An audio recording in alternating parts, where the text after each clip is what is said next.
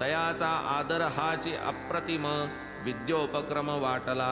म्हणून या आदरपूर्वक वणजारियाने दिधलेला एक सत्कोर खावोनी प्यालो मी उदक, तो काय कौतुक वर्तले.